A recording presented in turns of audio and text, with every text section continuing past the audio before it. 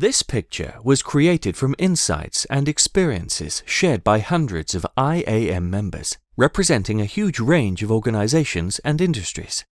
Our question was this: what does it feel like to be on the asset management journey? The resulting picture is designed to be used as a large poster to stimulate conversation in your business about where you are on the journey. Hard copies are available from the IAM website. Before they start the journey, most organizations find themselves making asset-related decisions reactively and in isolation. Cost, risk, and performance all need to be factored in, but each factor has its own team, its own specialism, and its own language, and no one seems to be able to translate between them. Here's a typical organization. The leadership team who make the strategic decisions at the top are far removed from the reality of the assets at the bottom. There's a clearly understood pecking order from finance and planning down through projects and engineering to operations and maintenance at the bottom. Each bubble represents an individual tribe with its own leaders, language, customs, rituals, assumptions. Decisions are taken based on the limited information that's available locally and therefore tend to be very reactive. Here's a typical example. Something happens to an asset that causes a major disruption.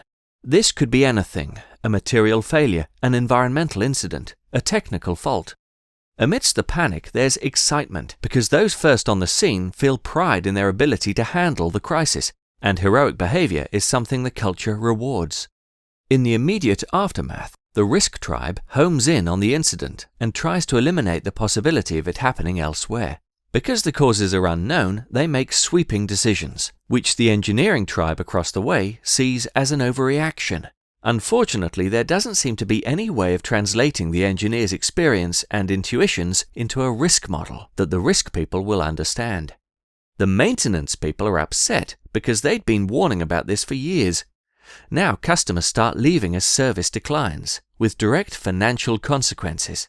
As cash dries up, finance start delaying capital investment, which leads indirectly to further incidents, and round we go again. Notice some of the things going on here. Everyone's making good decisions based on their own limited understanding of the world. These are good people. They have certificates, standards, and processes. Unfortunately, they're contributing to a system that, as a whole, is not making the best possible decisions because they're not made from the perspective of the overall system. Add to this a multitude of external contractors, suppliers, and outsourcers, and the idea of making joined-up whole system decisions can seem hopeless. So how do organizations move on from here? The energy for change comes from two sources: top-down and bottom-up.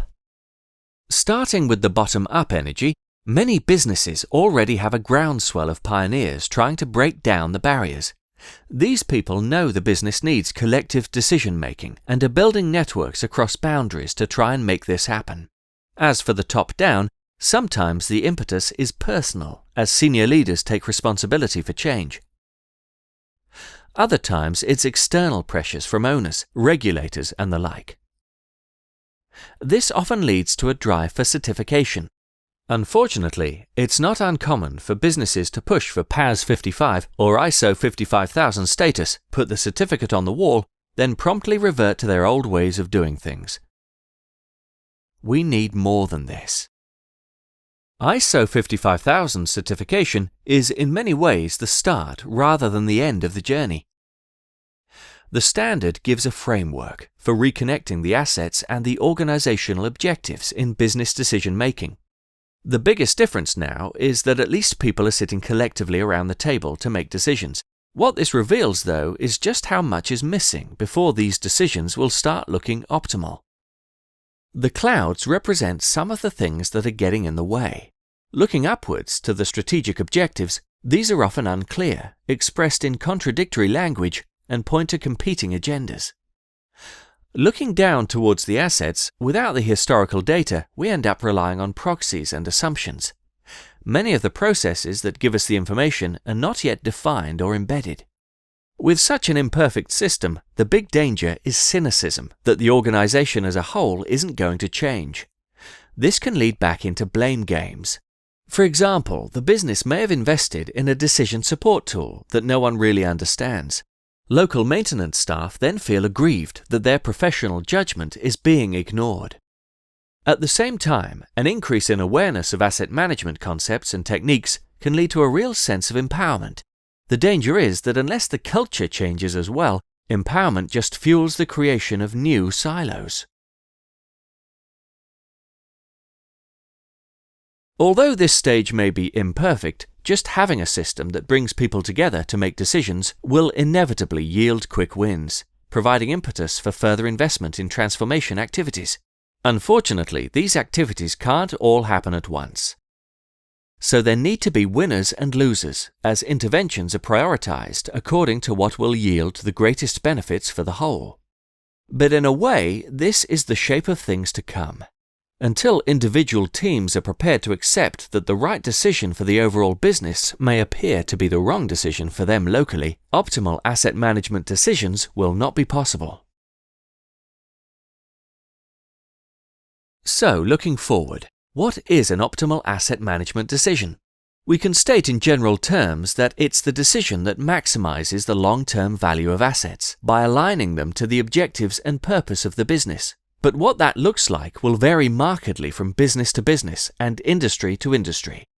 That said, there are a number of factors that all outstanding asset management organizations have in common. Firstly, they have leaders who walk the talk. They don't just tell people to collaborate, they model what collaboration looks like. Secondly, these organizations embed asset management as a philosophy of continuous improvement, rather than seeing it as a one-time transformation program. It's an ongoing journey, not a destination. Thirdly, it's apparent that everyone is playing their part, whatever their role or seniority. The formal policies and management system provide a framework for integrated decision-making, but these organizations are very fluid in how insights and information flow from team to team. An example of this is how the organization treats its data. Good decisions rely on good information. With a shared understanding of the decisions they need to make, teams can reach a consensus about the information they need to make those decisions, and the best way to get hold of and maintain it collaboratively, which may or may not involve IT systems. In an asset management culture, information is treated as an asset and cared for in its own right, for the good of the entire organization, as well as for future generations. But perhaps the most striking difference in an organization with a culture of asset management is what it feels like to be part of.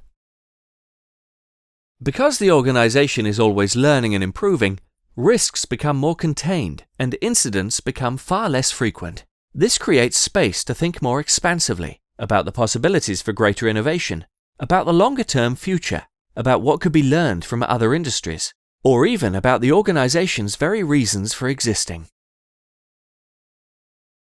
This is the journey our members have described to us. So where are you?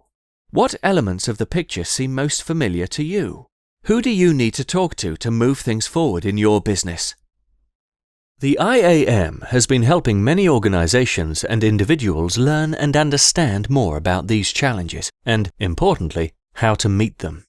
Why not find out more about our resources and guidance? Here are some of our activities, products and services. Maybe you'd like to participate in our community. And of course, all these resources are free or discounted to members.